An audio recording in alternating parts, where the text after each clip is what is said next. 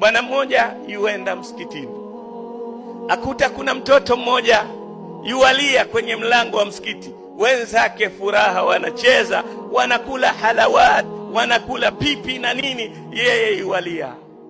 Awauliza, ana nini huyu? Asema, huyu waja hapa haji na hela, sisi tunakuja na hela zetu, twanunua pipi, twanunua nini, yeye anabaki aomba hizi chokoleti zetu.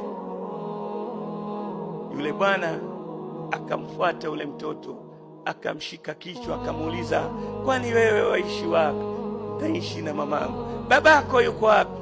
Babangu mimi ni yatima, ametangulia akhira. Yule bwana akaondoka haraka, akenda akanunua zile halawa, machokoleti na pipi zile, akamletea.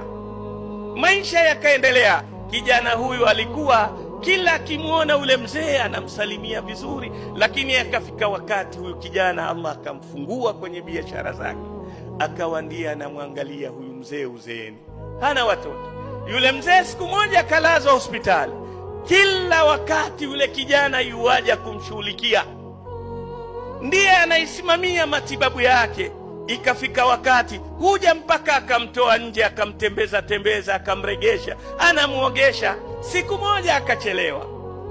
Yule nesi akamuuliza yule mzee, kwani kijana wako yuko wapi? Akamwambia, for your information, yule si mwanangu.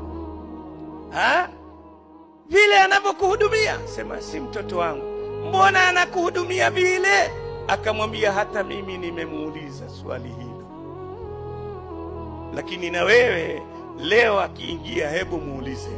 Yule muuguzi akawa na hamu kumsubiri kijana. Alipoingia mshughulikia yule baba, akamwambia, huyu ni babako? Akamwambia, la.